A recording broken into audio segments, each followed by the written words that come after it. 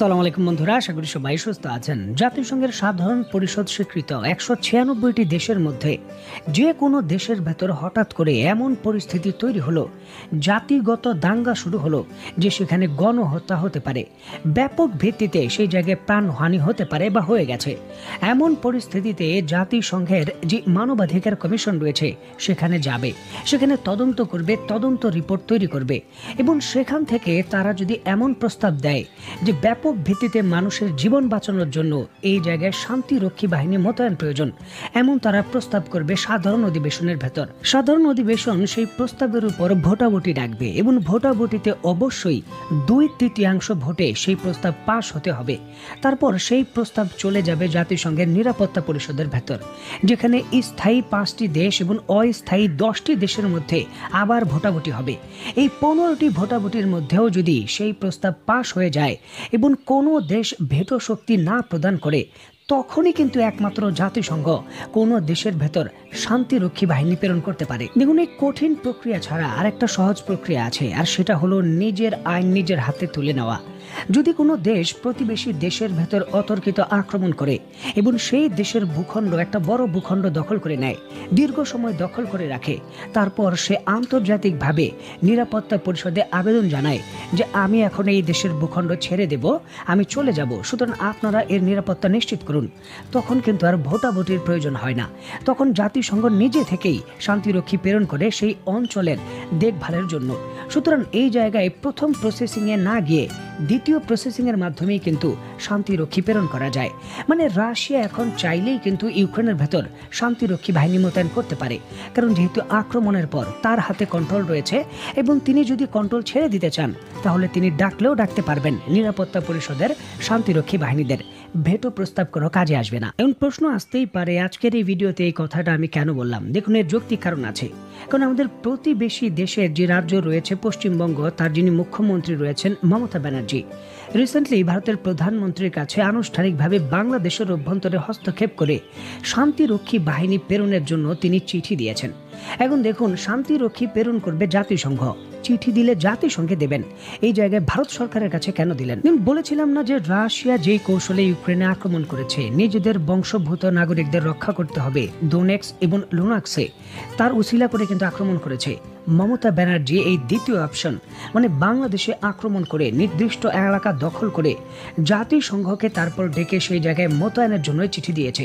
সুতরাং এটাকে সরাসরি বাংলাদেশের আক্রমণ হিসাবেই কিন্তু আপনি বিবেচনা করতে পারেন যে বাংলাদেশে আক্রমণ করার জন্য নরেন্দ্র মোদীর কাছে চিঠি দিয়েছেন মমতা। এবং এই বিষয়টাকে আসলে আমরা কিভাবে দেখব?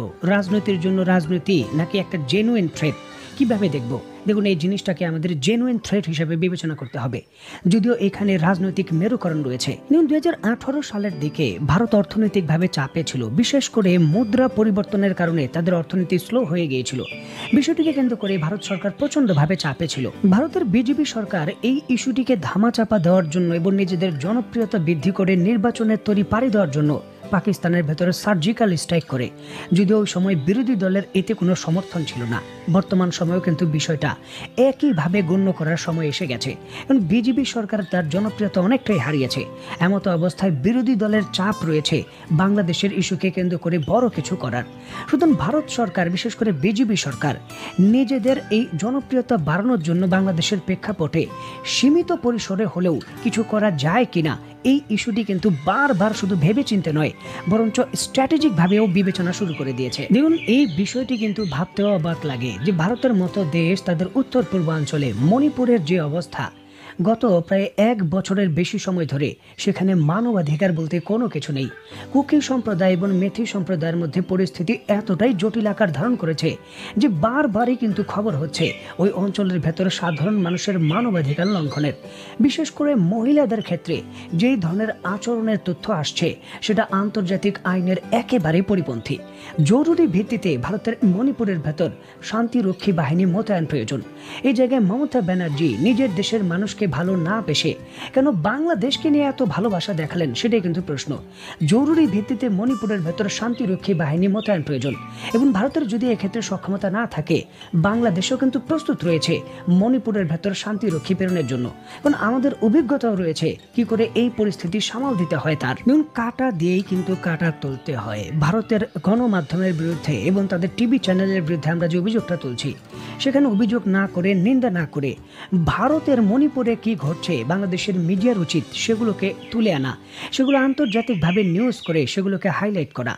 যেই সকল মণিপুরের ভুক্তভোগী রয়েছেন তাদের যে অনলাইন ইন্টারভিউ রয়েছে সেগুলো নেওয়া, প্রয়োজন পড়লে সেগুলো ইংরেজি মাধ্যমে ইন্টারভিউ নেওয়া, যাতে বিশ্ব বুঝতে পারে যে আমাদের দেশের মধ্যে যারা সংখ্যালঘু রয়েছেন ভারত থেকে আসলে কতটুকু নিরাপদ এবং আমরা তাদের বিষয়ে কতটুকু কনসার্ন। এই বিষয়গুলো বোঝানোর জন্য মণিপুরের ইস্যুটি এখন হাইলাইট করা বাংলাদেশের প্রেক্ষাপটে সব থেকে বড় কৌশলগত অস্ত্র, এর বিকল্প নেই। যদিও অত্যন্ত গুরুত্বপূর্ণ এই বিষয়টিকে কেন্দ্র করে স্ক্রিনে নিশ্চয়ই আপনারা দেখতে পাচ্ছেন পাকিস্তান, যুক্তরাষ্ট্র, যুক্তরাজ্য, ইউরোপীয় ইউনিয়নের কিছু প্রতিনিধি, জার্মানি, জাপান, চীন, কানাডা, সৌদি আরব, ইরান, সিঙ্গাপুর সহ একাধিক রাষ্ট্রকে নিয়ে আমাদের যিনি পররাষ্ট্র উপদেষ্টা রয়েছেন বাংলাদেশের এই সংখ্যালঘুর ইস্যুটিকে কেন্দ্র করে আমাদের কূটনৈতিক পর্যায় থেকে আমরা ব্রিফ করেছি। এবং দেখুন, এই ইস্যুটিকে কেন্দ্র করে কূটনীতিকরা অংশগ্রহণ করেছেন ঠিকই, তবে কোনো মন্তব্য করেনি, কোনো স্টেটমেন্ট দেননি। দেখুন, এই ব্রিফিং এ কোনো কিছু যায় আসে না।